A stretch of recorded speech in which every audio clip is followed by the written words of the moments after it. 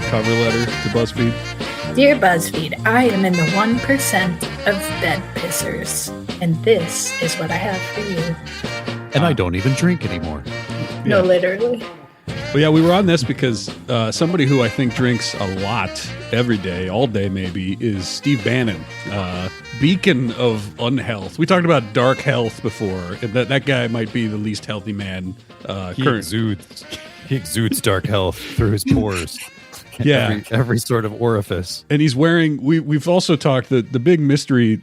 There's probably a lot of mysteries about Steve Bannon that are more worth anyone's time than the one that I've fixated on for years, which is that he wears like 6 polos on top of each other. Have you seen this, Courtney? Oh my God. No, like the Hollister models used to double up on their polos. But he's not doubling up. He's like sextupling up. I'll tell you what, having done that in real life, because I was short on packing space one time, I had to wear like 7 or 8 shirts and like 4 of them were collared. And that is so uncomfortable. I mean, he must be pouring sweat under there. I can't imagine what his hygiene is like under 6. He's kind of anti-hygiene, but I truly can't even come up with a theory other than the fact that maybe because he's like spilling on himself all the time, he just needs backup shirts. Why in the world would he wear that many collared shirts on top of each other? I need maybe to see he's this. Trying to look professional. He's like, listen, you wear a suit and tie, you get a certain level of respect. You wear a suit and tie and 4 collared shirts, you become the smartest man in the room. But he used to be a Wall Street guy, and I'm sure he had all the suits and dressed appropriately. And then I think the mythology with him was he's kind of like Ben Shapiro in that he's always wanted to be a media star, and then he just was kind of weird and off-putting, and so he had to sort of do his play to the alt-right game to sort of get his way into the starlight. And then my understanding is that he was really impressed with Michael Moore, and he decided he could be the Michael Moore of the right. And part of that included going from being like a Gordon Gekko type to being as much of a slob as possible. And he's really committed to that ever since. An homage, or is it sort of like a diss? We'll never know. Well, how much of a diss is it when it's 30 years later and you're, pissing your pants on stage and the long game? Best one ever. That is the long game. Yeah, that's a half of a lifetime of pettiness. I love it. Does he pop the collars, or does he fold them all? I think they're all folded in the ones that I've seen. I know you're looking into this. Are you seeing some pictures of the collars? Yeah, but it's hard to tell if they've been altered because there's one with, 3, 6, 8 collars, all a different colored shirt. Wow, the whole rainbow. That's a lot of canvases to take off.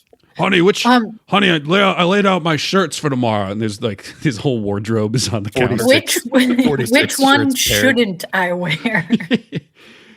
Well, then this begs the question, how many pants is he wearing at once? You think he's got like 4 pairs of pants on too? Oh, easily. But also he free balls it, just 1 pair of pants, because that's how he pissed straight through.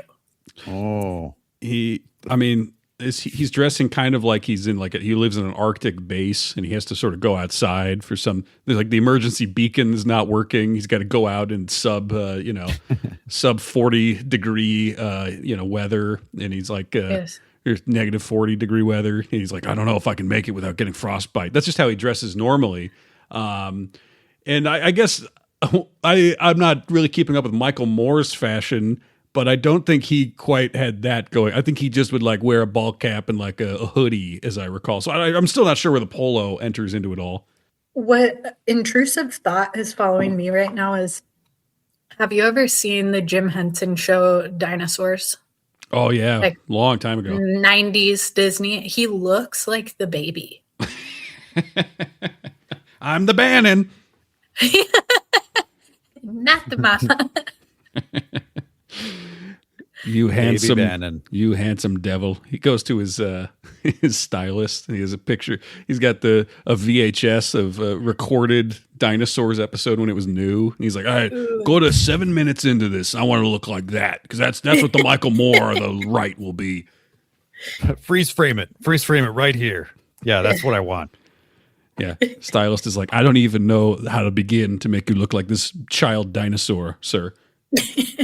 Yeah. I gotta say, I've always thought that Bannon has pretty good hair. Yeah, You know, he's thick. not. He's got better hair than Trump. But then you look at the face underneath the hair, and it's like he's a leper from a colony in the 1800s. You know, it's like, oh my goodness, I can't imagine sort of diseases one must get if one has 15 different shirts on and perhaps doesn't shower that often. Yeah, Ugh, but the mildew. thick head of Yeah, hair. he's got the skin of like a French aristocrat from like the late 1800s. You know, he's just sort of like covered in sores and used to take baths and stuff, like Robespierre. Do you think he's really fussy? He's fussy about absolutely nothing except his hair. Like he's, blow drying it every day. He's washing it. He's got a whole routine with fancy stuff. A 2-hour routine. Yeah. Trump, I'll call you back. I got to wash my hair tonight. Trump's like, tell me about it. He's like, no, I mean, you wouldn't really know. I mean, you don't have as much hair as me. You don't have as beautiful, luscious, but I mean, yeah, we still got to wash our hair. He's got his hair up. No, do you think he's hair up in a picky big about towel? all his products? He's like zooming into Trump headquarters. He's got his hair up in a big towel. Looks like For he came sure. from the spa. Yeah, right. Like, Steve, He uses all the big, sexy hair products. He's like, got Steve, are you on the island still? Oh no, wait. yeah, The new island. Kid Rock. They're calling it. Yeah, I think that's probably where he is. I Yeah. saw a picture of Kid Rock the other day that said, this picture looks like Dr. Phil dressing up as Kid Rock for Halloween. I've seen that, and I've seen people say he looks like a Tim Robinson character, and I can't get either of those out of my Yes. head. He does. He totally does. But yeah, that's the state of things. Steve Bannon peed his pants on stage and didn't really address it. And I guess I don't know how if you're supposed to be the public intellectual who understands the uniqueness of this strange moment we live in, and you're literally on stage in front of hundreds of people at CPAC or whatever, and you pee your pants, should you address it or should you just ignore it? I think you should call it out. I think proudly, Is it a power move though if you don't acknowledge it?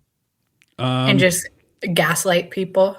Yeah, you're just like, my pants are Japanese. They were dyed a specific way by an artisanal master Yeah. to look like piss. It's just- but they cost $700. He's going full Ron Burgundy. It's the pleats. Yeah. I think it depends on why you pissed your pants. And does he know he pissed his pants? I guess I'll throw in Right. there too.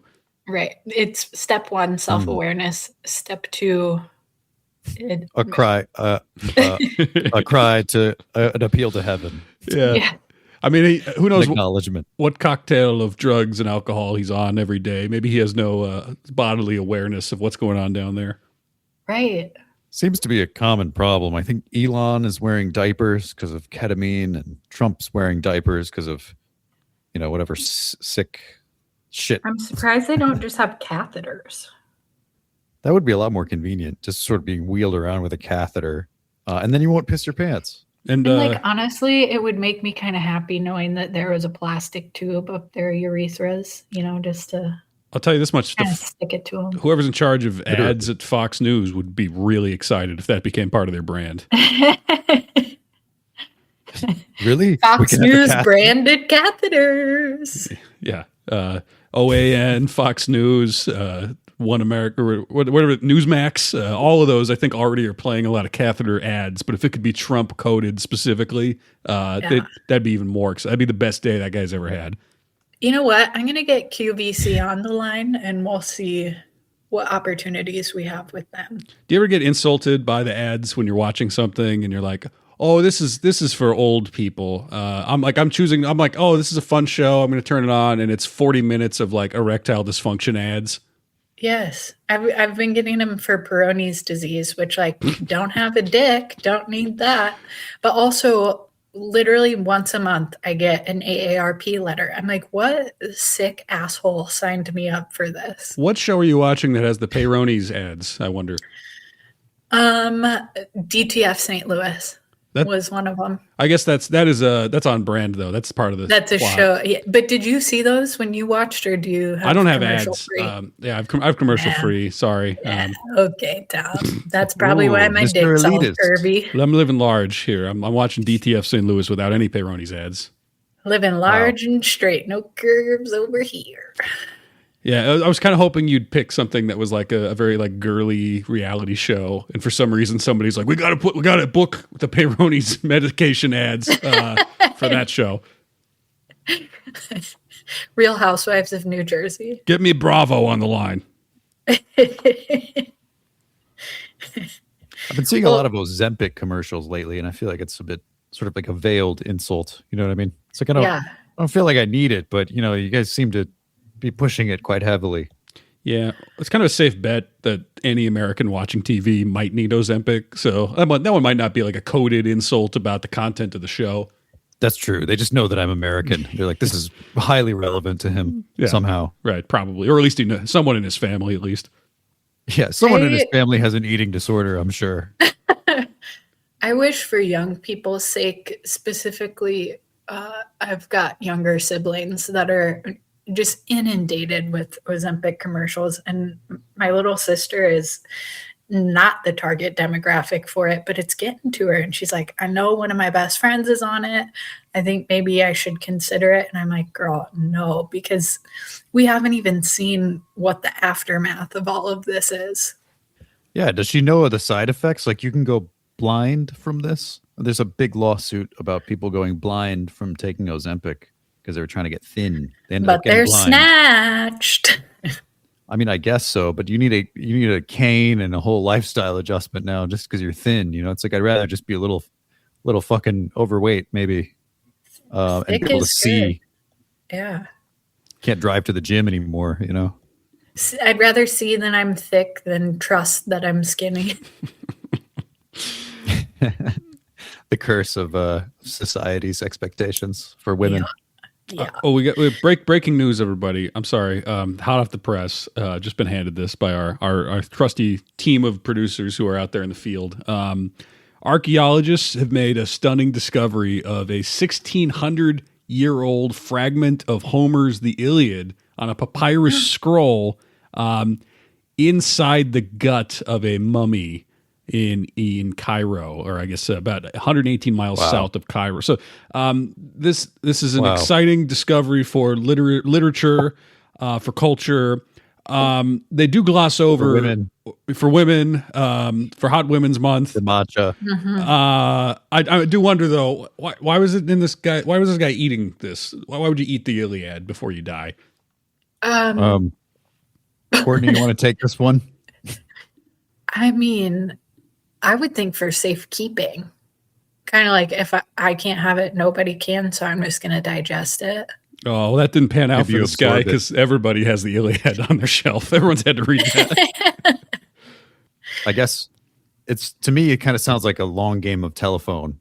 It's sort of like, okay, what version of the Iliad does he have? Because you said, okay, so it's only 1,600 years old. So it's a later copy, and it's on papyrus. Yep. And then it's in Egypt. So, who the hell knows what they were writing over there, their hieroglyphs and everything. And then he ate it, so it's like decomposition and everything. We know for sure this is the Iliad, or are we just guessing? They can determine enough in there to even tell you which chapter, or I don't know if it's chapter exactly, but the sequence. It's the catalog of ships, which lists the Greek forces that sailed to Troy from Book 2. Wow. So he thought he was always a big fan of the Iliad, so he shoved it in his mouth when he died. So buried him with it, We figured it was appropriate. Yeah, Were there bite marks on it, or did he just kind of gargle it? Like they swallow, yeah. They don't say, and I'm curious, was there anything else? I mean, was it literally just one scroll fragment of the Iliad, or were there any other favorites? Maybe there'd be some other poem we don't even know about or something. And you know what? Maybe this was the orientation in the game Truth or Dare. Maybe it had nothing to do with the Iliad itself. It was just buddies hanging around. I double Sphinx dare you to eat the Iliad. Then he died. Do we know if it was? Yeah, I was going to say. Do we know if that was the cause of death for this individual, or as one more thing, found lodged in his throat? What kind of ink was on that papyrus? Yeah, Detective Columbo's now doing like ancient mysteries, ancient cold cases.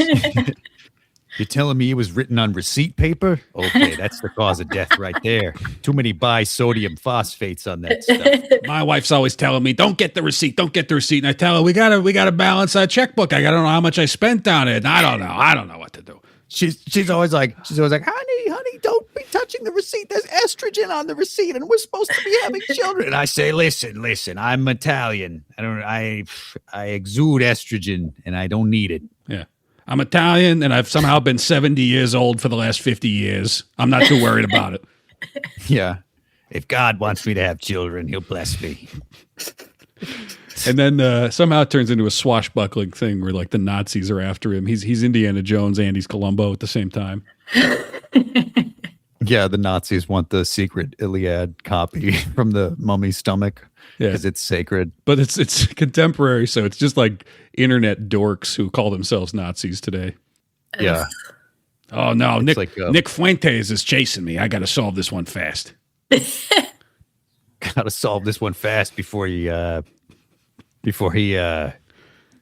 gets me. I guess he said he wanted it. I don't know. I think he said to come. Yeah. He said to come over later, but then he said if I ring his doorbell, he's going to call the police. So I don't know. Yeah, somebody's like, "Wow, this new Columbo reboot is trying to be really current for some reason. It's really good. It's got its finger maybe too much on the pulse of what's going on right now." Cause of death: he was wearing too many shirts, suffocated, pissed his pants, died on stage. Wow. But yeah, so I don't know what else we'll find in these mummies. I'm kind of surprised that there's even still mummies to find. You know, I guess I sort of assumed that they got them all. Right. That even if they found one, there probably wouldn't be much new in it. But I guess still some surprises out there. I think they're working their way down the hierarchy. You know, now they're like, okay, who is the sort of like assistant manager to this assistant senior official to the guy who was in charge of the granary. Yeah. You know, they're at the guy who eats, it's not like the guy king who's anymore. Eating papyrus instead of reading it now. Yeah, he thought he could ingest its magical powers, and he thought he didn't need to learn how to read, and that's why he died. Well, that was a detour. It was breaking news. I did want to address that. But I asked Courtney when I saw Steve Bannon having his accident or intentional, whatever it might be.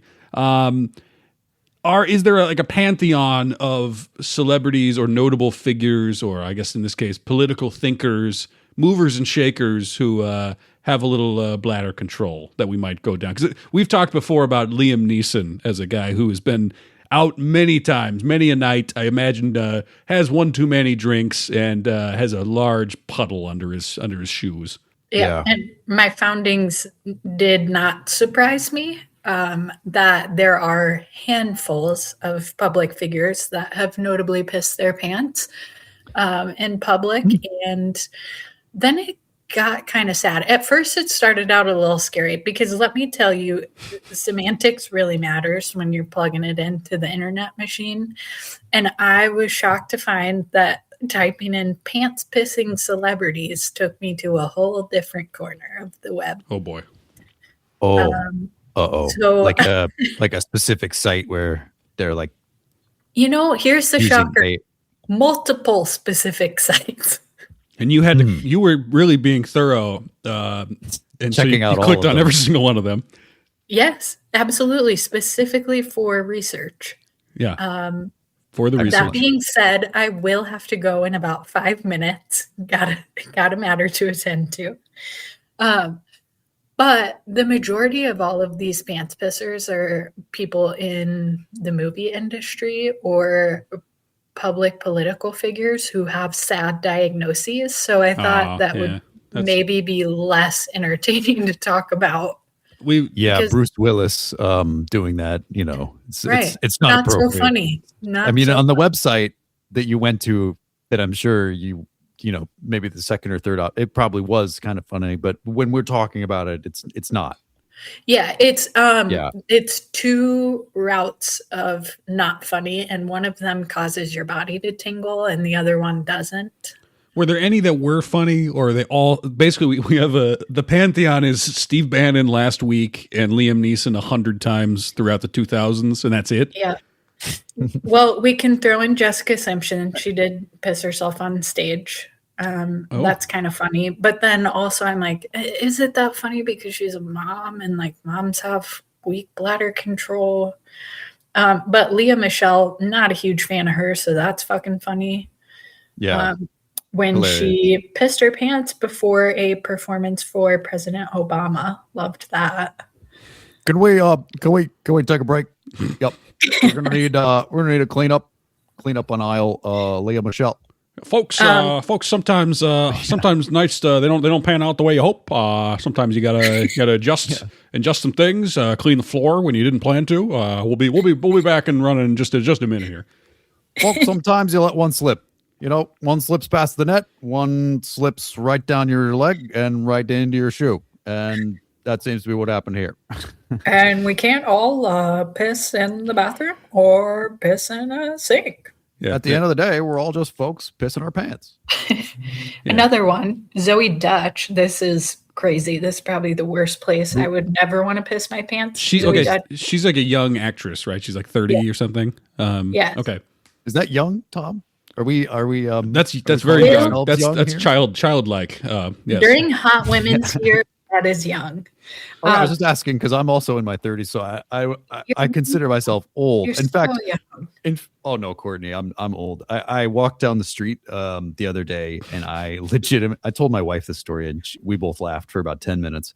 I was walking down the street the other day, and like there's a bunch of kids coming out of school, you know, like high school kids, and I was like, okay, I'll cross over, you know, like I don't want to bother them, you know, and I'm like just walking home with groceries in my hands. I hear this group of kids. One girl turns to the other, and they see me walking towards them, and they go, "Oh, it's an old guy." And I like crossed over, and I was like, "Yeah, I get it." In the era of Jeffrey Epstein, I understand. But yeah, it brutally humbled me. You're like the when young little Siddhartha walked out of the castle for the first time and like learned about mortality. That's sort of you for these high school kids. Absolutely. Yeah, they're like, "Oh my God, suffering exists, and this man personifies it." Well, so speaking of old men, Zoe, is it Deutsch or Dutch? I don't Deutsch? know. I don't I know. think it's Duchanel. Deutsch. Oh no, Dutch. Okay. Different gal. Well, she peed her pants in front of Robert De Niro on his plane because his bathroom wasn't working. Robert De Niro's plane's bathroom is not working. It wasn't working, so Oh man, her pants were the next option. that's funny. I would have assumed that he would have pissed himself, being an old Right? guy. You know, yeah. I'm going to switch seats with you. You're going to pretend like you pissed your pants for one of the cameras. Yeah, we're gonna be like that bald guy from Canada that crashed his boat into somebody else's boat, and then he said his wife did it. Oh my God. Mr. Wonderful. Fergie is also in the pantheon. So is Hugh Jackman. Well, can I And ask? Really? I have a question about Zoe Deutsch, Dutch, whatever. So she did this on a private jet. Why do we know about it?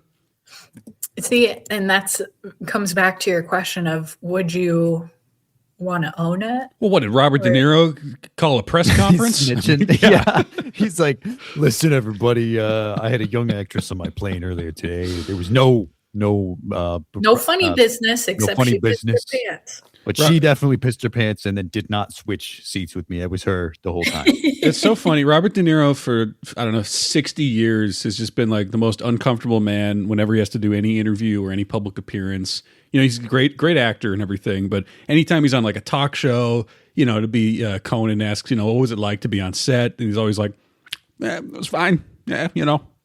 Yeah, food was okay. Yeah, it's all right. But then the one thing that he always, like in the last 10 years, he will not shut up about Donald Trump and how much he hates him. It's like he finally has a thing he wants to say in public and he will never stop. So I'm picturing this press conference. He's like, thank you all for coming here. I just want to say this monster's ruining our motherfucking nation. And also Zoe pissed herself 10 minutes ago. Zoe Dutch. Am I saying this right? Deutsch. Zoe pissed herself on my plane, and hey, listen, it was because the bathroom wasn't working. I called a guy, and he didn't really know what the fuck he was doing, and he probably worked for Trump Tower. You know, much like this orange ghoul is pissing all over our beautiful American United States of America. Zoe pissed on my seat in my beloved plane.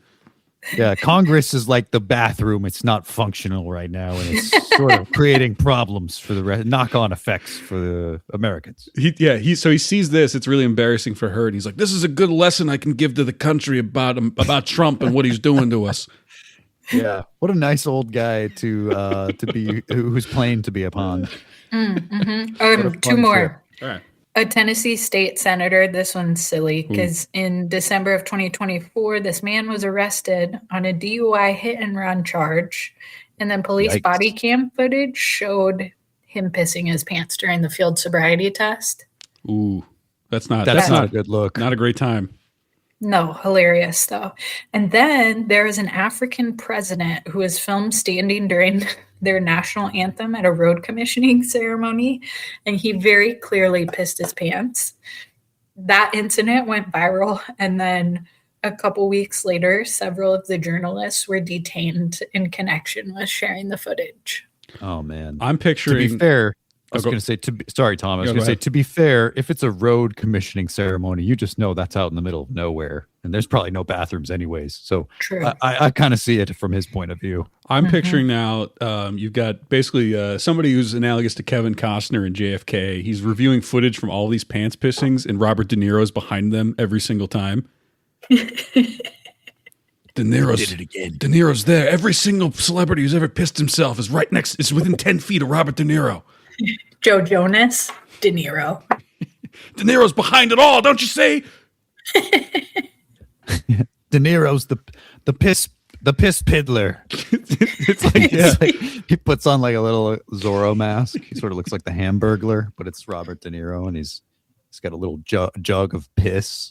A clear mason jar of piss. This is like the new some new Blumhouse horror movie. They're sort of out of ideas, so they're like, "Yeah, Robert De Niro's he's a magician and he makes he's out of work, makes people piss their pants." He ruins people's lives by making them look like they've pissed themselves in public. You see that movie Smile, where this demon makes people smile? He's a demon who makes them pee their pants if they see him. It's called Pissed. It's just a picture of him just like looking at the way he does all the time. It's just, it just says pissed. And it's a picture of Robert De Niro. Yeah. He's back and he's pissed. He's pissed, and so will you. And you are too. And so will you. Guys, I got some targeted health influence today on my threads where it was saying that we need to start eating our bio discard. Like, your fingernails, your boogers, semen was on the list. Like, what are your thoughts on chewing your fingernails and eating them? You think somebody told this pharaoh that, and he was like, "I can't, my mouth was full." He shoved the Iliad in his mouth till he died. Oh, I'm so full. Sorry. Yeah. She's choking on the Iliad. He's like, "Oh, I'm not gonna." And then, just croaks. Yeah, he just didn't want to bite his nails. You just see the mummy has like beautiful fingernails. You're like, well, it makes sense. It does make sense. Then ghoul Robert De Niro comes in. And he's like, "Oh, is he dead already? I was going to make him piss himself." Robert De Niro is wearing like 7 different yellow like collared shirts all on top of each other. Do you think Robert De Niro is the reason I wet my bed way too long? Yeah, he's lurking around. Yeah. He's kind of, like Santa. He's like the tooth fairy. Santa can see if you're good or bad. De Niro can see if you peed yourself or not, and then he decides if you will. De Niro disabled the potty pager that I would attach to my pull-ups in the middle of the night that would vibrate once it senses a liquid. Yeah, I guess so. I don't know why. I don't know what. Robert De Niro sensed when you had wet the bed, and he's just shaking your bed as a child to wake you up. And then as soon as you wake up, he just sort of runs away. Runs out of the house. Yeah. He's like, my job is done. Yeah, he's laughing like he does in Cape Fear every single time somebody pees their pants. Just a demented laugh. God. Okay, so wow, I don't know what to do with that. Like a lot of health tips, I feel like I can ignore that because it's like viscerally disgusting. I feel like usually it kind of comes down to like I'm selling you this product, but this one was not. It wasn't like selling you someone else's fingernails to eat or anything. No fingernails for cash.com. It was just everyone needs to eat from their own hands. We're losing out on a lot of nutrients by discarding our discard. Are we? I mean, like how many calories are in a fingernail? Out of curiosity, like 3? 3.7 calories. Yeah. Like a fifth of what's in like celery, which is already like lowest calorie. Plus like whatever caloric crumbs have gotten under said fingernail.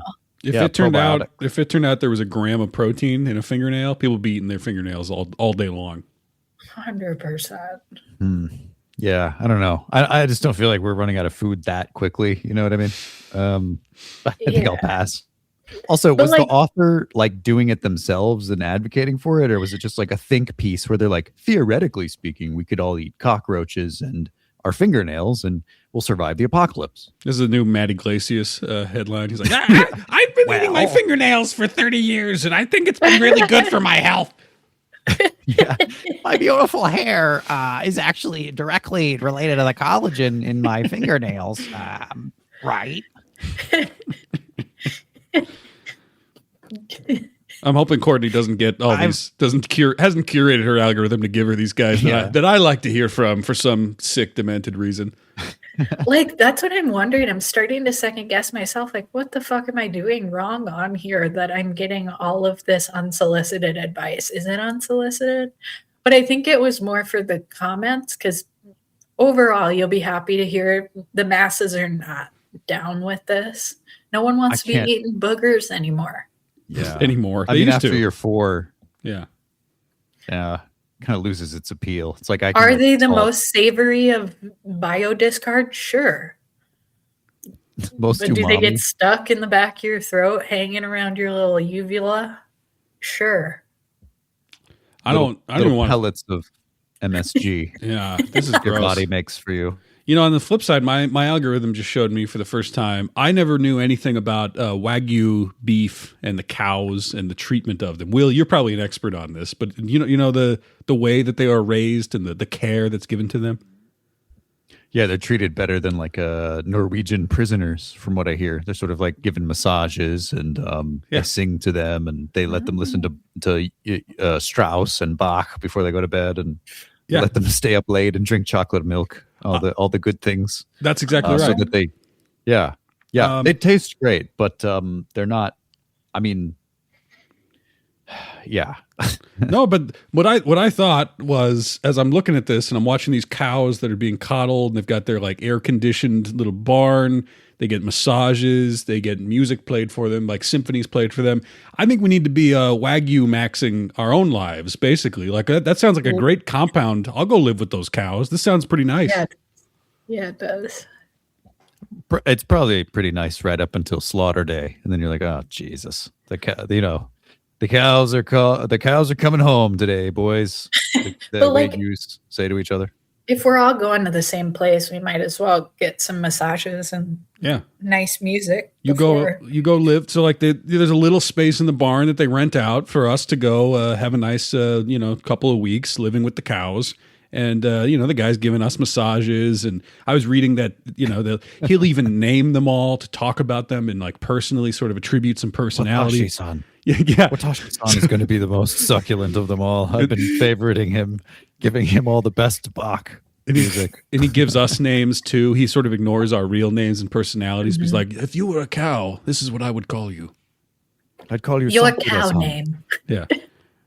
And then he was like, okay, come here. It's time for your massage, and I don't know. I think it sounds like the best sort of experience. I mean, I'm sure it's maybe unpleasant when the cows go to the bathroom, but overall, sounds like a great vacation, and also just like a way of life. Maybe we don't need to do it in like literally with the cows, but can we Wagyu-max as humans and just sort of make that a thing? Let's do it, you guys. The funny thing is, I already do all these things to my cat, and I'm never going to eat him.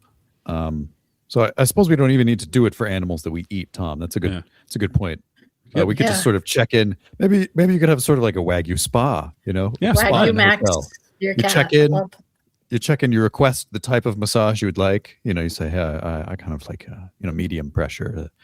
When it's deep tissue, it's too much. It's going to break down the tendons, and I don't want that. And then you just sort of get to request what you like to have at your Wagyu retreat. Yeah, right. And like, you treat your cat that way, but you probably don't treat yourself that way. And we need someone to treat yourself. So like you look at yourself in the mirror and you're like, you dumb asshole. And then you look at your cat and you're like, oh, come here, let me give you the massage and play some Bach for you. But we got to be doing this for ourselves too, is what I guess my point. Self-care king. Yeah. You know, sometimes my neck really hurts when I wake up. This is why I don't think I'm young. My neck really hurts when I wake up, and so sometimes I'll give myself like a neck massage. But I gotta say, giving and receiving a massage at the same time is not like it's exhausting and relaxing, but not for the sort of the reasons that you'd think. You're out there with like 5 other people. You're on a farm. There is some Japanese farmer who's giving you Japanese names, and he's sort of like, time to go out to pasture.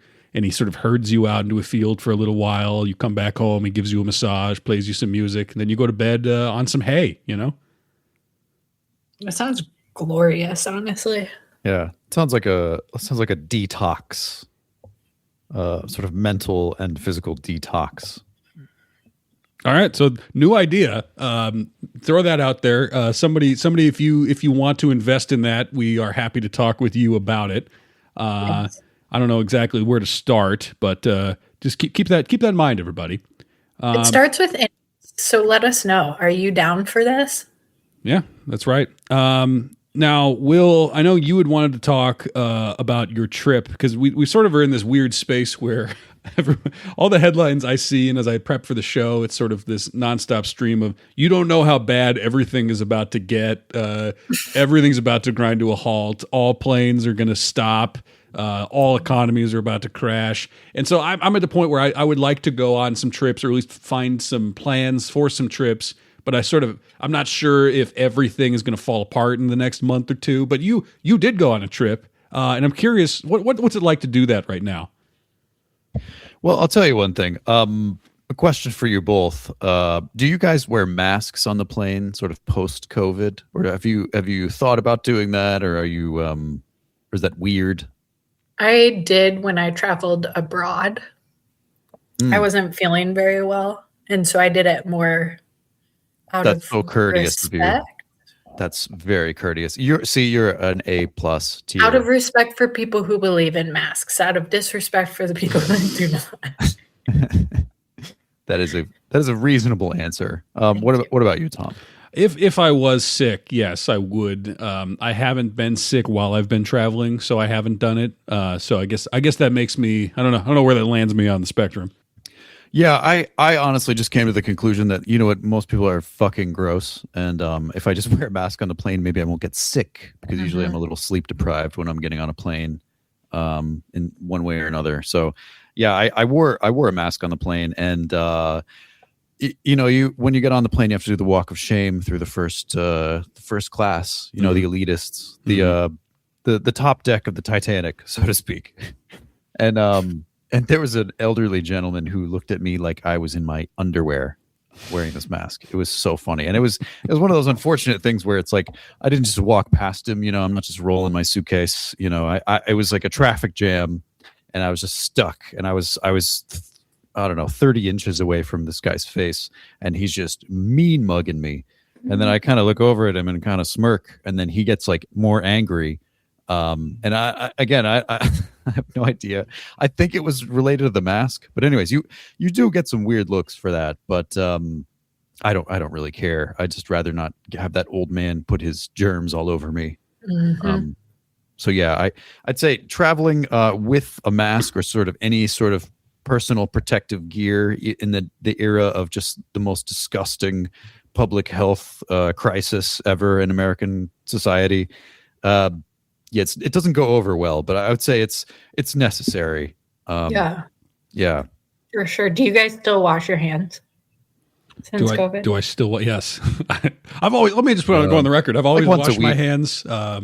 Once a week. Well, I do it a couple times a day at least. A couple times a day, Tom. What are you? Some sort of what are you? Yeah, Tom, that's interesting. Yeah, tell us more about that, Tom. That seems unnecessary and excessive.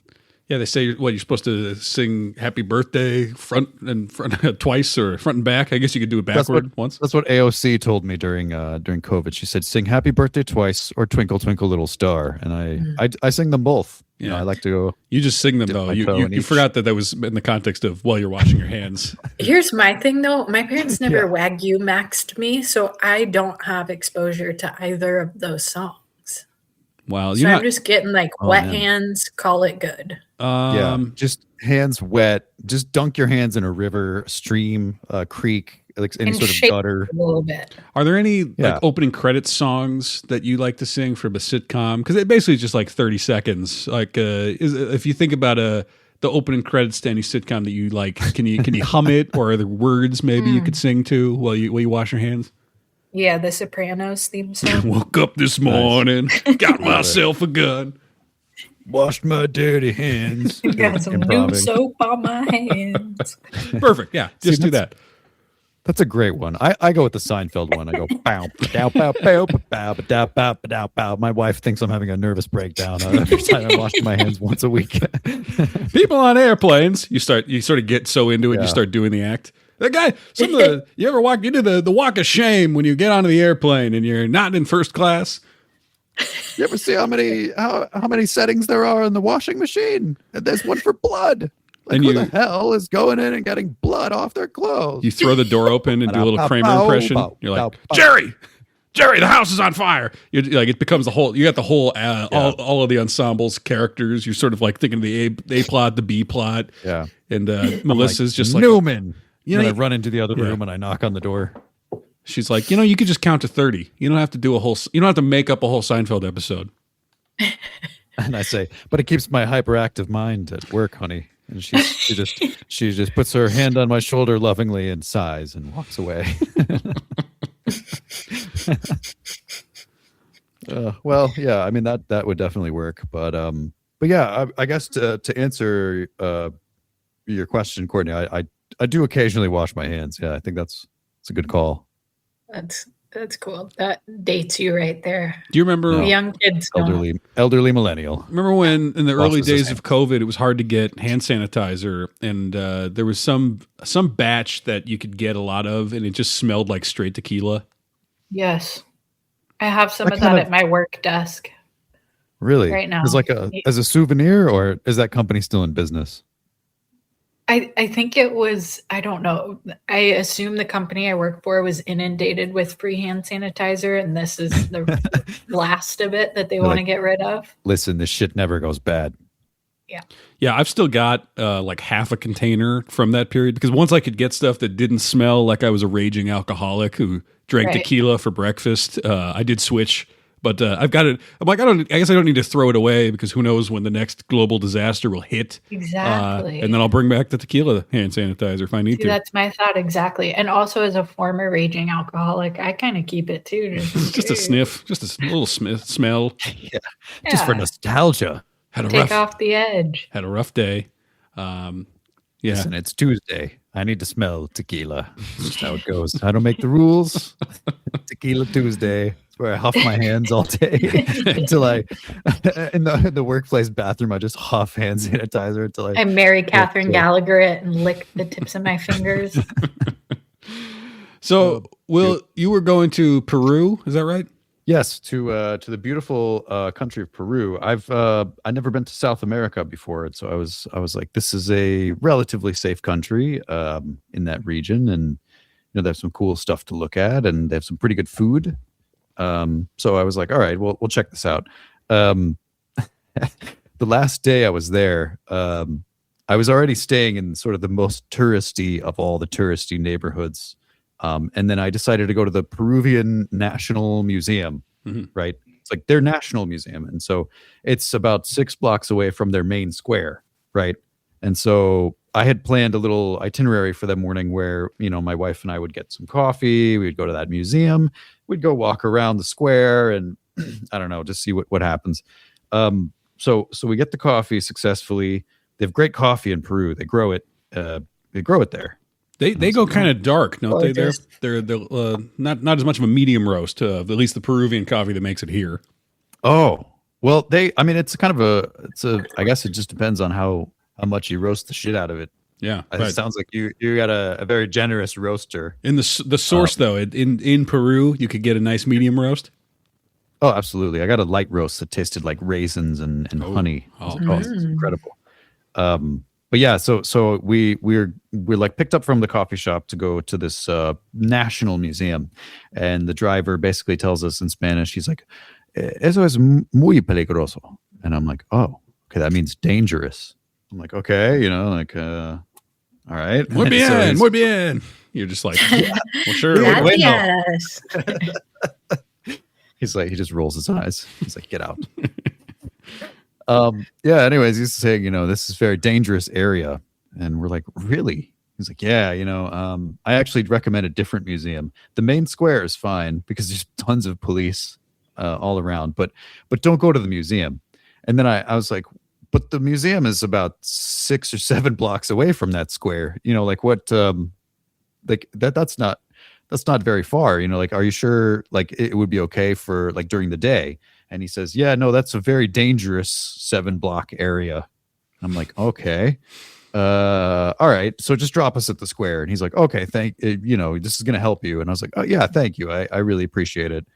So he drops us at the square, and there's police everywhere, sort of like preparing for like I would assume some sort of protest. And it was, to me, it was just kind of funny because it's like, all these cops just sitting around here with the riot shields. You could just have them posted up every so often between here and that museum, and it'd probably be pretty safe. But yeah, 7 blocks of just pure, like, you could get human trafficked here and just disappear off the face of the earth. Oh my God. That was a bit jarring and kind of funny, I suppose. But yeah, anyways, just going to a slightly more dangerous place where you had to be a little bit more on edge was interesting. Yeah, usually the museum's in like the most boring part of any city.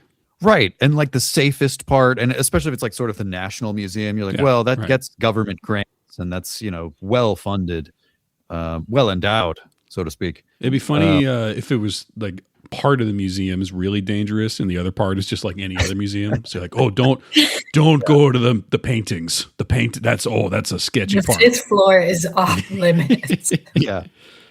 Yeah, we gotta let you through one of those gates that we have to buzz you through to go see the Velasquez paintings, because that area, there's a whole gang that controls that wing of the museum.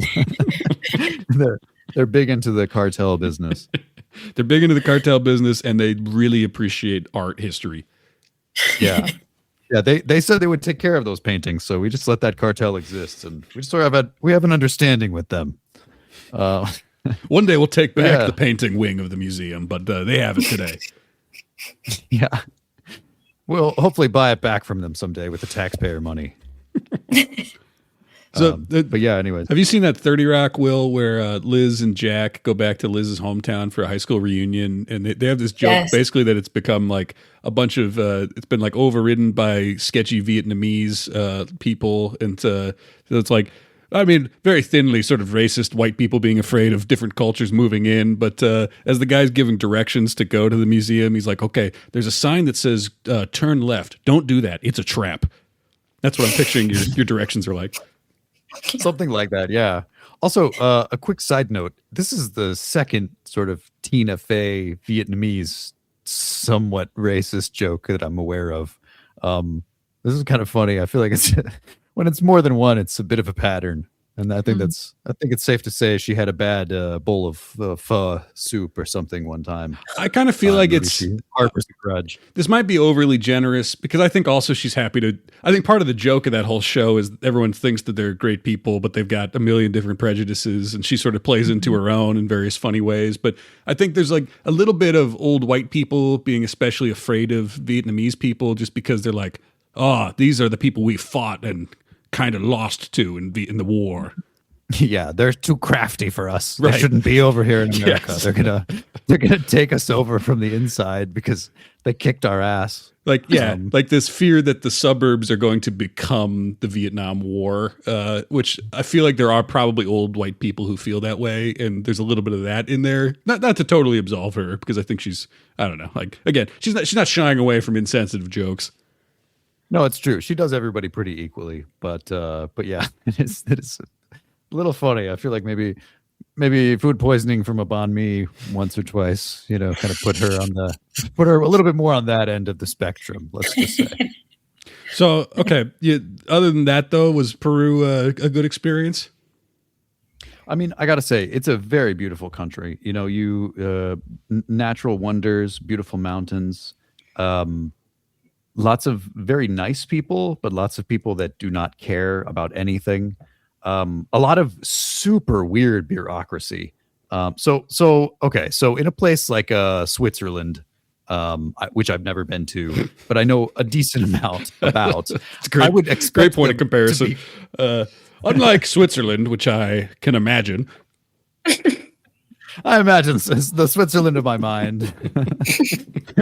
This may or may not be connected to the Switzerland of reality that exists currently. But yeah, anyways, I would imagine a place like Switzerland is highly bureaucratic, right? You know, there's a lot of documents you need to provide in order to get certain things, and you need to make sure you're following all the rules. And I think there's a specific rule about you can't dump things in a certain trash can if you're not. It's a whole thing I've heard. So your trash disposal situation in Switzerland is sort of like your civic duty, even if you're just a tourist. Yeah. So it's highly bureaucratic. You know, even the trash is like organized and itemized. But the thing is that you go along with it under the assumption that sort of, you know, everything's kind of cohesive somewhat. Again, I would imagine Switzerland is this way. If we have any Swiss listeners, you folks can let us know definitively. But in Peru, they're highly bureaucratic, but it's sort of like there's still sometimes dirt roads in the middle of the, you know, a fairly busy area, or like a road from the airport to the city center, for example, might still be like gravel and dirt. But then something so weird is that everybody in Peru asked me for my passport number. Everybody, and in a way where I've never experienced this before in any other country, because usually, and Courtney, you know, and Tom, you've both traveled abroad. When you check into a hotel, they need it.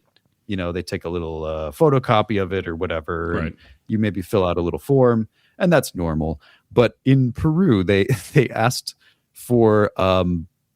I went into a grocery store to buy some groceries. You know, just like a couple of bananas and some interesting fruits and some snacks and some beverages. And so I'm leaving and I'm signing the sort of the receipt, and then the cashier says, "ID number." Oh. Like, what?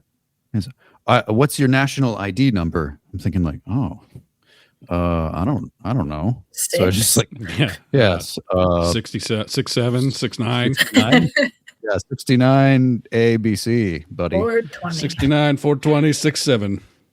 Yeah. Honestly, that's basically what I wrote. And he was like, okay, thank you. And I was like, okay. Yeah, no problem. And then I was like, kind of like, yeah, that's a little weird. I mean, I've never needed my ID to buy groceries. So that's kind of like, what if he had been like, no, that's not your ID number? You know, I kind of would have been a little screwed, because I don't usually bring my passport to buy groceries. Yeah, I don't know a ton about how Peru works. Is there a reason why they would need to track who's buying 2 bananas or whatever? I have no idea, but again, it's sort of like, you know, you guys have a couple of dirt roads here. You know, like there's a few things that might need to be fixed before you go starting to track the tourists. You know, Yeah. I mean, I respect the process, but yeah, there's like other things that might need more attention. That sounds like one of those ideas that somebody bluffs their way into, like, you know, we're going to track exactly how much of this everybody's buying. We're going to have a big database of it all so we can figure out who's, you know, stealing our resources, this or that, like whatever dumb threat. And then, like, one of the things you sort of realize as an adult when you meet people, like the guy who's in charge of that database and the people who are supposed to search for things in it, they're not devious experts. They don't even care. And it's just like, yeah, there is maybe a spreadsheet somewhere that somebody reluctantly opens every day for 8 hours and then clocks out. Yeah, it's a jobs program, basically, in some way or another. Yeah, that's sort of what I assumed too. But then, so I was sort of like, okay, that's interesting. This is the first country I've ever been to where you needed to sort of check into a hotel and to buy groceries. And, you know, I was sort of thinking like, well, what if I didn't, like, what if I was homeless here and I didn't have an ID? Like, would I be able to buy food? Or sounds like you can just lie based on your experience. Yeah, I suppose you could. But then the funny thing was, this sort of became so commonplace that everyone was asking for my ID that eventually I memorized my whole passport number. And I just was like, okay, sure, I'll just write it down. You know, like whatever, I don't care. Like, track me buying a thing of pineapple juice. Like, I give a shit, you know. Like, yeah, like you're gonna ban me from the country for buying like a beautiful thing of papaya yogurt, you know. But yeah, so then after a couple times, it starts to get more and more weird and more niche. And then the final time that happened to me, it was sort of it would have been a very rough day for us for traveling, and so we were like, oh, well, let's go get some sandwiches and some juice, and we sat down at this little sandwich shop and we got some juice, and something happened where like the juice had gotten knocked over, and then the waiter said, I'll replace it for you, and I was like, oh, okay, thank you. And then he comes back not with a replacement juice but with a receipt, and he says, sign? Sure. So I like put my signature on this receipt, and I was like, okay. And then he says, ID? And I looked at him, and it had been a very rough day. So I was like, I started going off on this guy. I was like, en serio? You know, ¿qué tú tienes? Like, what do you need? Like, and then, yeah, basically I had a micro meltdown for a second, and then I was just like, okay, whatever, dude, just let it go. And I was like, I realized the guy was trying to help, and then I was like, okay, I'm sorry. I write down my passport number. He brings out the replacement juice, and I just turned to my wife and I was like, this is the only time I've ever been like ID carded to buy a juice in my life. And like,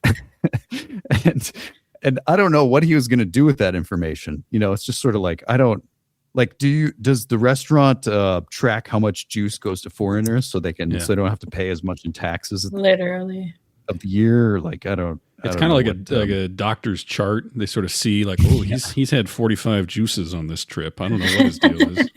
Yeah. The weirdest part to me is that this is the only country I've been to that has no passport stamp. They don't stamp your passport at all. I've been to Cambodia before, and they have a beautiful little stamp that says the Kingdom of Cambodia, and it's, beautiful little cursive, and that's not doing as well as Peru. Let's just say that. So it was very funny to me that, here I am needing my ID to buy juice and groceries and just basic essentials like soap. But for some reason, I don't even get a cool passport stamp. So it seemed a bit like I don't know. It seemed a bit inefficient to me in some ways or another. Because also, too, when I would check into a hotel, they would be like, when did you get to Peru? I'd be like, hang on, let me check my flight information. And then they would sort of look at me suspiciously, and it's sort of like, listen, buddy, they don't even stamp that when I get here. Like, I don't know what you expect from me. Like, I don't, maybe I got cheated on the stamp, but anyways, it's interesting. You go to a different place and you're like, it's fascinating how things work here. And yeah, I think that's overall a very good thing. Would I visit Peru again? Probably not necessarily in the near future. They have some great food, but I will say, there's a few kind of clunky things. Those are just some nice examples. There's a few other examples that I don't really want to get into personally. Where did you stay? I went to the capital in Lima, and then I went to Cusco, which was a very beautiful historic city that I had learned suffered a horrible earthquake in 1960 that had wiped out all the buildings. And so the beautiful historic center that I was seeing was kind of a Disneyland recreation of what it was. And I was like, this is a lot cheaper if I just drive up to Orlando for that part. I'm sure I told you the story. I was presenting at, I did a presentation at a thing at the New School in Manhattan, and they made a big deal about how I would be staying on this historic street in Greenwich Village where Willa Cather and Gertrude Stein and all of these famous writers from the early 20th century were writing these masterpieces and, going to get their coffees every morning. And so I thought, okay, that's kind of interesting. I go there and I look at the street and it's all just, Walgreens and Starbucks and CVS. And I'm like, okay, yeah, I'm sure it was cool 100 years ago. It looks like any city street anywhere right now. Yes, but Tom, don't you feel the spirit of Willa Cather in this CVS right now with us here? Her presence, guiding us over to the soap aisle. This snack aisle used to be the table where she would sit down and write My Antonia. Yeah. Didn't you know that Gertrude Stein sat at that exact place? Well, not at that Starbucks. It used to be a different, more beautiful cafe before Starbucks gentrified it, but she used to sit right there at that window. Yeah. But it's like, it sounds like what you're saying, where everyone still calls it historic, and they're like, the culture here is so beautiful and, tied to our past. And I'm just like, you can't see any evidence of that at all anywhere here. To be fair, they did a great job. I mean, I didn't even know it was a sort of a recreation until I was about to leave. And then I was like, oh, okay, I guess I guess they did a pretty good job. Like for example, and I've been to Warsaw in Poland, and their whole downtown is literally recreated medieval buildings that the Nazis all blew up.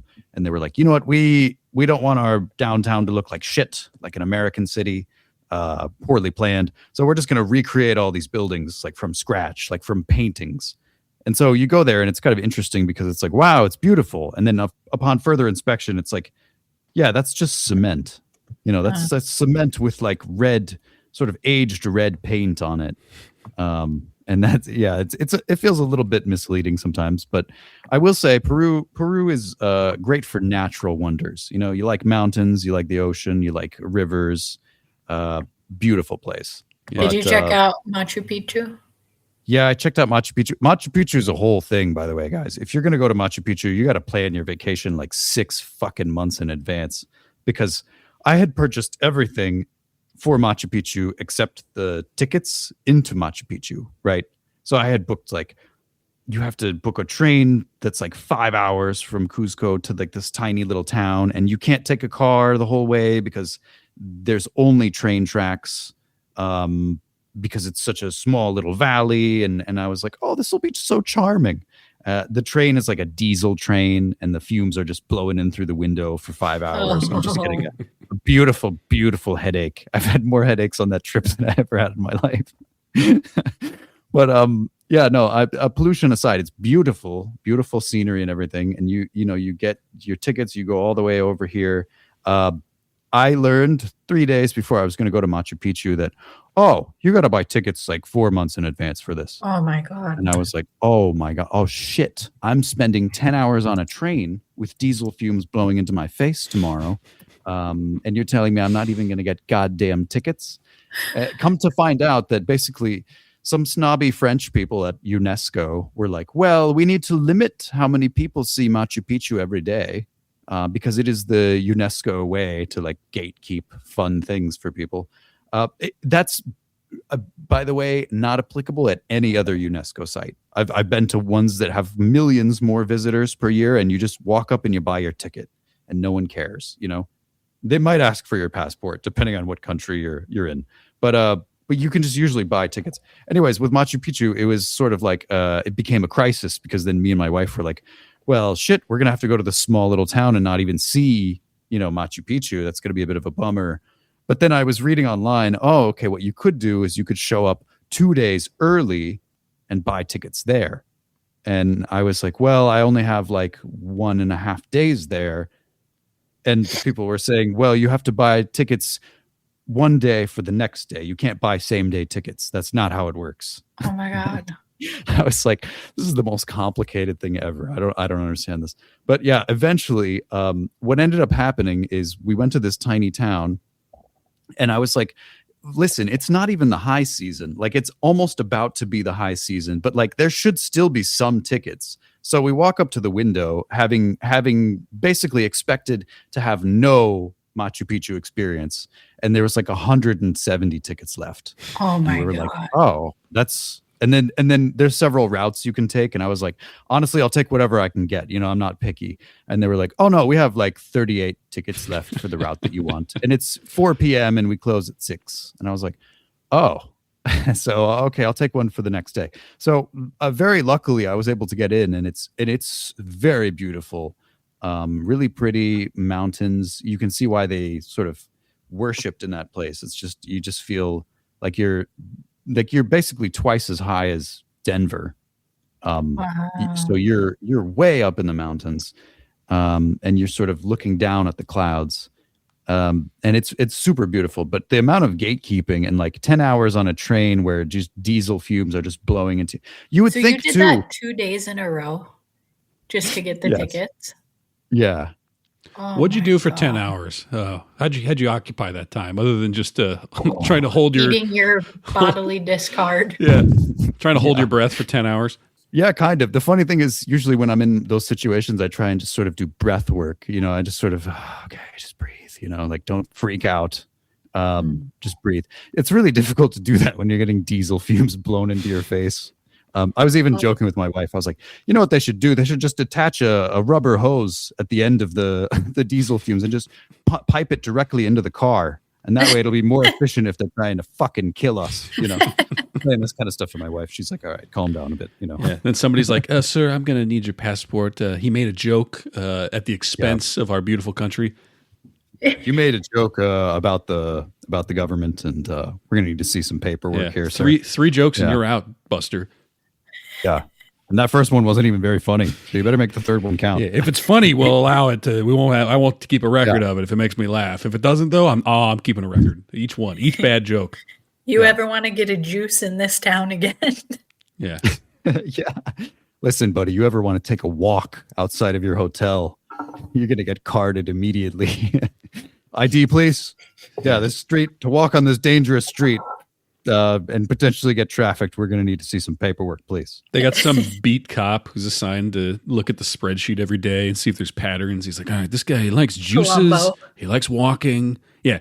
So I noticed he drinks a lot of juice. Vitamin problems, maybe. Maybe he's just thirsty. I don't know if there's anything there. And he's just paid to try to like sort of find problems with these tourists who, for the most part, are just tourists. Yeah. He's like, I've been noticing it, like Peruvian, blanking out on his name. Of Colombo? Yeah. Peruvian Colombo is like, I noticed he drinks a lot of juice, and I noticed one time walking out of the hotel, and could have been the lighting, but it looked like he pissed his pants. I noticed the kids, they don't like looking at him. They don't like walking on the same side of the street as him. Stench of death, say, you know. Muerte. They say, oye, un viejo. And then they run across the street.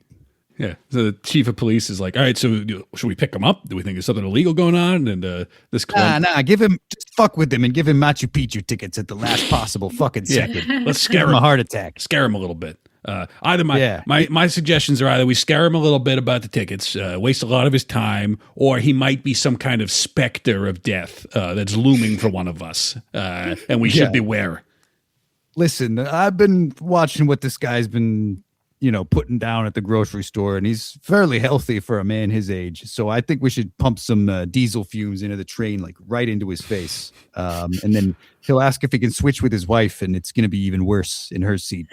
And he's not going to want to switch back because he's trying to be a nice guy. But, he's trying to meditate to calm down too. And that's not even going to work because he's going to be like, because, our emissions haven't really caught up since 1948. Yeah. Hear me out, Chief. Nobody can withstand 10 hours of diesel fuel without confessing about their crimes. So we're going to get him. Let alone 20 hours. Yeah, we'll get him. Yeah. Chief. If not the first day, for sure the second day. I got no doubts about it. Then you don't confess. Listen. You don't confess to anything because you haven't actually done anything. Yeah, I haven't done anything, and they're just so horribly frustrated. Except for spilling your juice after said train ride. Yeah. All right, if that doesn't work, we spill his juice, and we see what happens. Yeah, we slam the train brakes real quick, and then he spills the juice all over his pants. Looks like he pissed his pants. Fucking. This is every single idea. They're trying to pin something on a tourist, and it always just turns into like, and then what if we spill something on his crotch? Yeah. What if I'm walking through with hot soup and I say hot soup, and then you pretend to slam on the train brakes and I just dump it all right in his pants. Damn it, Lieutenant! Don't you have any other ideas other than spilling things in people's pants? Listen, it's my niche, okay? They're all like super Italian Peruvians for some reason. My signature. Yeah. Hey, wait a sec. Hey, look at this. The ID don't match up. He must have made up a fucking number on the spot because he was like, who the hell knows their fucking passport number by heart? We got a big problem, Chief. Yeah. Somebody bought 2 bananas and made up the number that they gave the cashier. How do we know that? Well, we don't stamp the passports, so we don't really know. But we're assuming. We're assuming a lot. We got detectives working in shifts to find this guy. Yeah. Last time we saw him, he was at the Machu Picchu ticket office going, well, what the fuck was I worried about? Pictures of you up all over the place. Yeah, wanted. I at the sandwich shop and says, if this man spills his juice, call the police. It's a potential terrorist threat we've been tracking. We're calling him the juicer. Yeah. Listen, he's staying in the shittiest part of the best neighborhood in town. So something's bound to happen to him. We'll swoop in and catch him. We think one of these so-called local heroes didn't let him fall into our trap at the museum. Yeah, he didn't fall into the trap at the museum, and when he went out for that delicious Peruvian food, the waiter refused to dump it on his lap like an idiot. How unpatriotic that guy was. He was saying, oh, I was trying to get a tip, because that's another thing in Peru. They're like, would you like to leave a tip?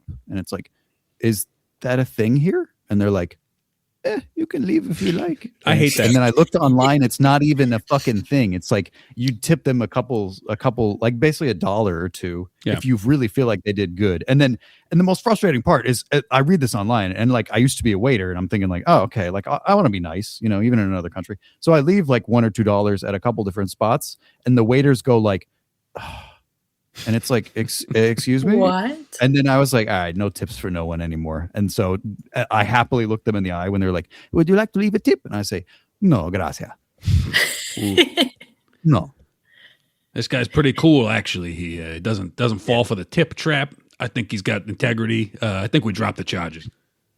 We dropped the charges. I think we scrapped the whole piss pants thing. I think we just let him go. But I think what we should do is the last night before he's supposed to leave. I think even though Google says it takes about 45 minutes to get to the airport, I think we make it take 2 hours and 15 minutes, because like Maroon 5 is fucking randomly playing in the city, and there's so much traffic, and he's gonna have a panic attack when he's almost late for his flight. But yeah, other than that, I mean, good guy.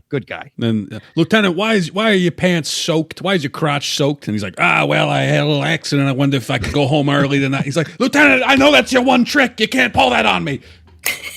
He's like, no, it's not me. I was on Robert De Niro's plane earlier, and he told me to take and the police chief's like, oh, cool. Yeah, he's a cool guy. All right. Yeah. We'll let you off easy. You talking to me? You talking to me? And he's doing a taxi driver impression. He's like, "That's right, Chief. That's right. Anyway, I'm gonna go early. Have a good night." Yeah. Hey, I'm walking here. Yeah, that's not Robert De Niro. Yeah, that is Dustin Hoffman. These guys, they love New Hollywood. These guys. Actually, that is a thing about people when you travel abroad. They're always like, "Oh, you're from America?" Whenever I have the balls to say I'm actually from America, and I'm not just like, "Oh, I'm Canadian," like they'll be like, "Oh, America's so cool. I like to visit someday, and I want to, like the movies of Rocky movies." And I'm like, "Oh yeah, Rocky movies are great." They're like, "Yeah, it's so cool." And it's like, yeah, that's what it's like. And then that's what it's like. Yeah, it's sort of the end of the conversation too, because I don't have the heart to be like, yeah, honestly, my country's falling apart and it sucks. I'd recommend to visit somewhere else. Maybe just sort of think about it in the nice light, and think that Americans are nice, and hopefully we can fulfill that for you. Make America sort of like Rocky again. Yeah, hopefully in their minds, it's America is like as great as I think Switzerland is in my mind. Yeah, I'd love to come to America sometime, like in Rambo 2.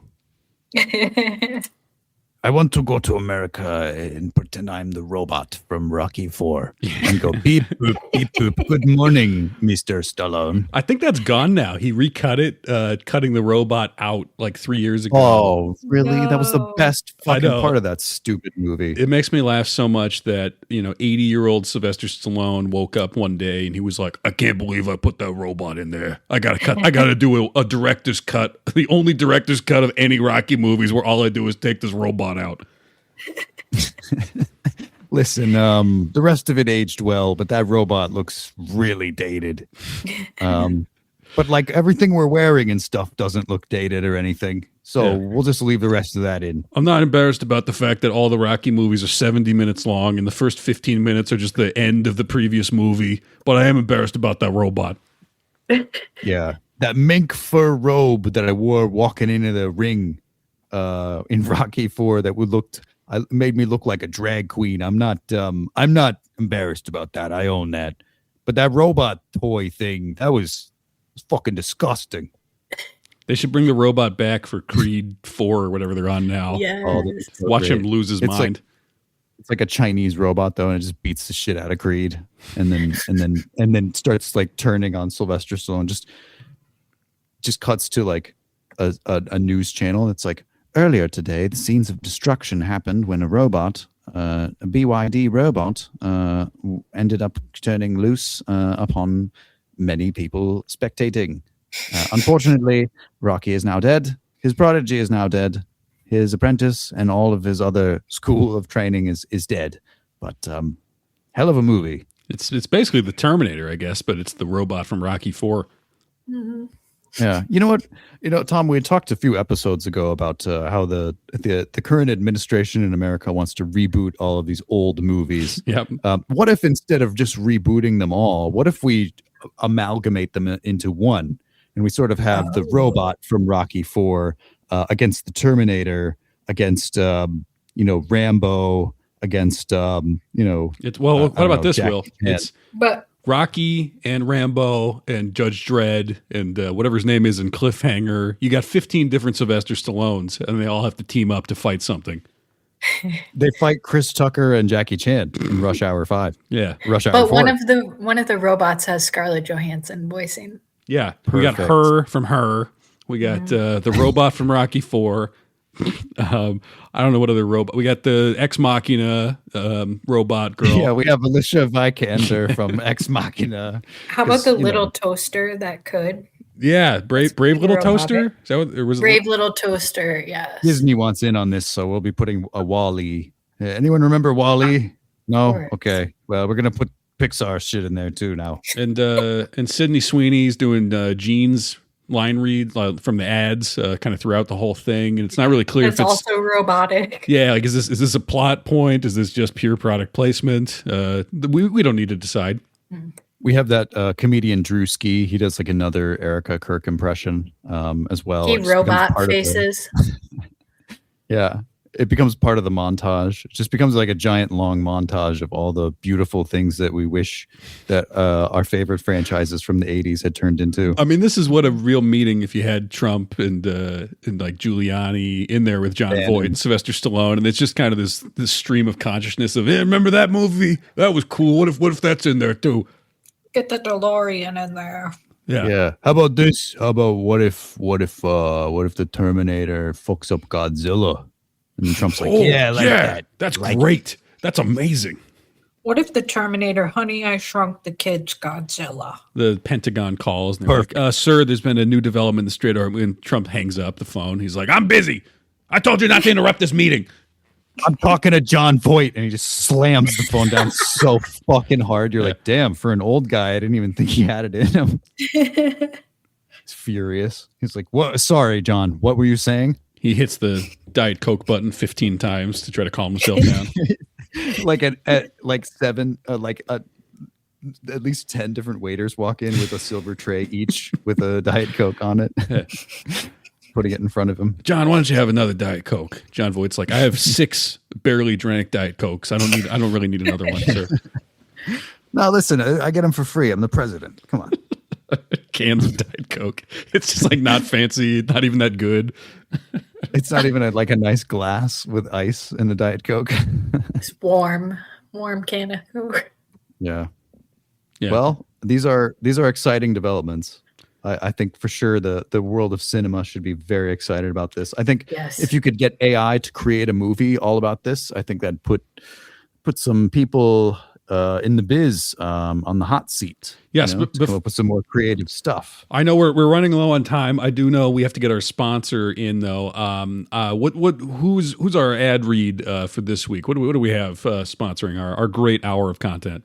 Did Courtney get this one sent to her, or did I? Do you know, Tom? I think it's for you, Will, Oh, this week. lobbed that one right back at you. Yeah. Hot potato. Okay, well, no, that's fine. Let me just go through my mail here. Let's see here. Give me.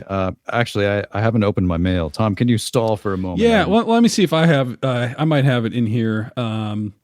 Let's see here. Oh yeah, okay. Our sponsor this week. I don't know if you saw the Trump administration on Earth Day announced that it was slashing the national parks budget by over $700 billion for next year. Oh my God! As part of that, regrettably, they did have to let go Smokey Bear. So he's been around for a long time. He's been, his salary's been increasing with the work that he's been doing. They said ultimately, Smokey, you're just not bringing in enough profit these days. So Smokey is a spokesman for a number of different products. I believe he is doing, modeling for one of our ads or our sponsors this week. And so I know that he is part of it, and he's excited to get this work to do, I believe, some sort of, pictures where you've maybe noticed he's gotten buffer than ever lately, and he's not wearing a lot of clothes in the pictures. I don't remember what the actual product was, though. What is Smokey modeling for, Will? It looks like a bottle that says Hot Biz on it. I'm going through the mail here. I just saw the picture. Hot Biz with Smokey Bear is all up in the Hot Biz. Is that an OnlyFans thing? I'm not really sure. That is a little bit strange, though. I'm not sure. Like a bottle of Hot Biz. A Hot Biz, when I first read it, I was thinking like, oh, it's like a website domain. It's like Wix.com. It's like GoDaddy. It's like it's Shopify. It's a hosting platform. But no, Hot Biz comes in a bottle. Looks like it comes in travel size. Ugh, I'm seeing pictures of a very naked Smokey Bear holding a big bottle. Oh Jesus! And doing some things with it that I don't really want to describe. Does he have like full chest hair still? Oh no, actually, he's waxed his chest. So the rest of him is super. He's got more buff. He wants to sort of make the muscles pop. He's got kind of a reverse Austin Powers going on, where he has a totally bald chest, but the rest of him is extremely hairy. Yes, I kind of like it. That's good because it says most of the audience will be female for this product. Okay, so what is Hot Biz? I'm seeing he's waxed his butt also, his butt and his chest. Oh, well, that may or may not be a good thing for the women who want to know. Okay. Yeah, all right. Okay. Yeah. So what was your question, Courtney? I'm sorry. What is it? What is Hot Biz? Yeah, that's a great question. Let me see if I can pull up the ad read here. So it says Hot Biz is an independently owned women's only product. Oh, and Smokey. Wait, but Smokey's the spokesman for this woman's product. Tom, it's sort of like know your audience. Maybe they don't think. Is it like that? That's the hope, right? Yeah. Okay. That's women who want to drink out of the Hot Biz bottle will see Smokey lathering it all over his bare chest, bare in a few ways, and want to also pour it on themselves, or do they drink it? It's a drinkable serum? So it says it's an all-in-one product. And when I first read that, I was thinking, it's drinkable and, maybe has some other use. But it is an everything in one product, to be quite honest. It says that it is drinkable. It comes in grape flavor, comes in peach flavor, and strawberry. It says that you can... Okay, it says you can and are legally allowed in the country of Peru to use it for sexual activity. Yeah. So it does seem like it's sort of past a pharmaceutical, standard there. So in certain countries, you're allowed to use it as lube. It says it can be an energy beverage depending on how much additional taurine is added. So if you, let's say you're hooked on Monster energy drinks, look for Hot Biz with taurine instead. I'm seeing there's a picture here of Smokey is both handing his passport to somebody, I guess an official of Peru, while he's pouring some of it on his bare butt. So this makes sense to me now. I wasn't sure what I was looking at. Yeah. Gosh, it seems like it's quite a lot of things here. It says it can also be used as a mouthwash, shampoo, and deodorant. It says, in a pinch, if you are traveling through a hotel that has extremely crappy soap, make sure to bring your own soap. And or buy soap, so as to avoid having to write down your ID number. We recommend to just bring travel-sized bottles of Hot Biz. Again, can be used as shampoo, toothpaste, mouthwash, and deodorant. So That's really handy when you're traveling. You know, you don't want to bring individuals of all those things. You know, you kind of just want to squirt some hot biz on your finger, you know, brush your teeth and just lights out. I'm seeing now, it looks like he's going by Busy Bear instead of Smoky Bear. So he's really going all in on this stuff. Wow. Does he still have the hat? I mean, I'm seeing maybe this is an old picture of him, or he has the hat in some of the pictures and some of them not so much. It looks like he's balding a little on top, so the hat might be functional more so. That helps. Yeah. The hat how many tattoos does he have? It's hard to say. 6 under all the fur. I mean, if he keeps waxing, I would assume he would have a chest piece, though. He does. I'm seeing at least 4 here, Tom, in this picture. It's obscured in the hat. The thick goo of hot biz that's all over his chest is making. So I can't really make out what's on his chest. Does he also have a branded Hot Biz tattoo? Possibly. Yeah, maybe. It does look like, from what I can see here, and I whipped out a magnifying glass just to make sure, but it does look like he has a Tina Fey tattoo. Oh. And sort of a bubble of thought, and I can't really read all the words, but it does say "these damn," and then it starts VIE, and then it's sort of, that's where the hot biz is. So it's sort of, he's got a tattoo of Tina Fey saying "these damn V." Wow. And I really have no idea what that could be either. A second sort of assume second cause for him. It used to be forest fires. Maybe it's French. Perhaps, yeah. Maybe it's some park in France that we're unaware of. Well, he's got a lot. He's got a lot to work through. He's going through kind of a rough time. So I'm just glad he's finding work. I have a question though. Is he single? I don't know. I would imagine for publicity's sake, Tom, he kind of has to be single. I mean, you can't be the spokesperson of Hot Biz and be in a loving relationship. I remember seeing headlines over the years about his many divorces. So there's a good chance he's ready for another. That's a guy who knows. Yeah, DUIs and divorces, regular thing. He knows an Alpine divorce. Oh, yeah. He invented. That's for damn sure. Yeah, invented the Alpine divorce. Wow. Well, anyways, it says buy Hot Biz wherever you can. It says available in Peru, the United States, Switzerland, Monaco, and Albania. So any of the other folks, listeners that we have and that are not in those countries, I'm very sorry. Maybe you'll get Hot Biz someday. It says that if your country already has the Mr. Beast candy, the Mr. Beast Feastables, that it will be right next to the Mr. Beast chocolates, the Smoky Bear, cool. Hot Biz. Busy Bear. Do you have a discount for me, Will? Yeah, discount code Hot Ones. Oh no, we can't. That's not great. Oh shit! Yeah, that's already a thing. Isn't that already a show? Yeah. I mean, that's what George Washington is hosting these days, I think. Yeah. Yeah. Okay. Well, it says Hot 169. So feel free to try that. You know, I'm not really sure. Or you could try Y2K Show. Maybe subscribe to our Substack. That could potentially get you a discount too, from what I hear. Yes. Good idea. In addition, I guess I'll do a real plug at the end here.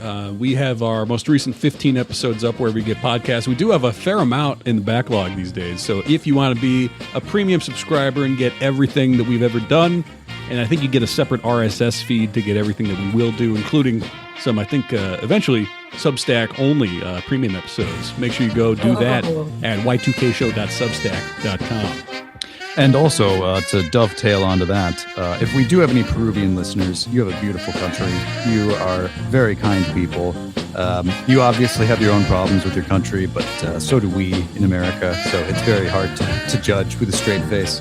These are just observations, and I'm an idiot. So don't pay any attention to what I'm saying.